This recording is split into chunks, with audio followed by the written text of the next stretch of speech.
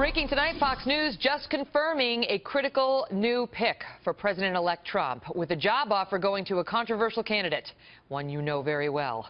Good evening and welcome to the Kelly File, everyone. I'm Megyn Kelly. Topping the list of priorities for the President-elect, building the team that will protect this country at one of the most uncertain times in our history.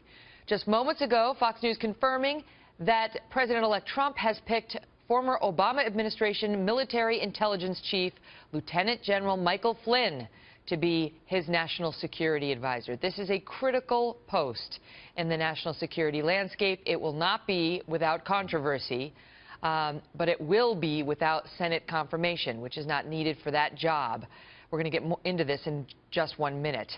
Among the other candidates who visited Mr. Trump today, legendary foreign policy giant Henry Kissinger, South Carolina governor, and reported candidate for Secretary of State, possibly, Nikki Haley, head of the National Security Agency, Admiral Mike Rogers, and our next guest, retired four-star general and former Vice Chief of Staff of the United States Army, General Jack Keane, who says this country is facing global security challenges on a scale not seen since the rise of the Soviet Union. General Keane in a moment.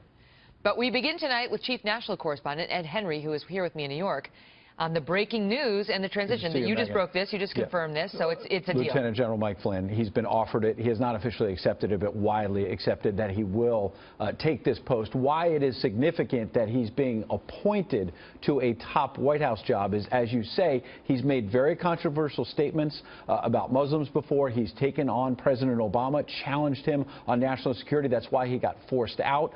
And so Democrats would want a pound of flesh if he was nominated to a post like Defense Secretary or Secretary of State. This allows President-elect Donald Trump to get him installed right into the White House. Kellyanne Conway today pushed back on all these reports, charging that more broadly the transition is moving too slow. She declared while they have a lot of work to do, they're moving methodically and calmly to focus on quality rather than speed. I mentioned Flynn. There's also another surprising move tonight. President-elect Donald Trump inviting Mitt Romney to a meeting this weekend at his golf club in Bedminster, New Jersey. The same former Republican nominee that Trump called a choker, and the same Romney who called Trump a phony and a fraud in that searing speech last March. Sources telling us tonight Romney is a potential Secretary of State, a sign Trump may be trying to bring together a team of rivals, as we saw President Obama do with Secretary of State Hillary Clinton. Trump's close friend Rudy Giuliani has been a contender for Secretary of State as well, after indications that he was not as interested in Attorney General as outsiders expected. Other options include Senator Jeff Sessions for Attorney General, first lawmaker to stick his neck out and endorse candidate Trump, as well as another surprising pick, a rival again for either Attorney General or a spot on the Supreme Court, Ted Cruz, who now sounds ready to join the team based on what he told Fox and Friends today. Watch. I have an incredible job right now representing 27 million Texans, and I'm incredibly honored to hold that job, and it's a job I take very, very seriously. I'm eager to work with the new president in whatever capacity I can have the greatest impact. Now, Senator Sessions also in the running to be Defense Secretary. You mentioned Henry Kissinger. General Keith Kellogg have also passed through Trump Tower.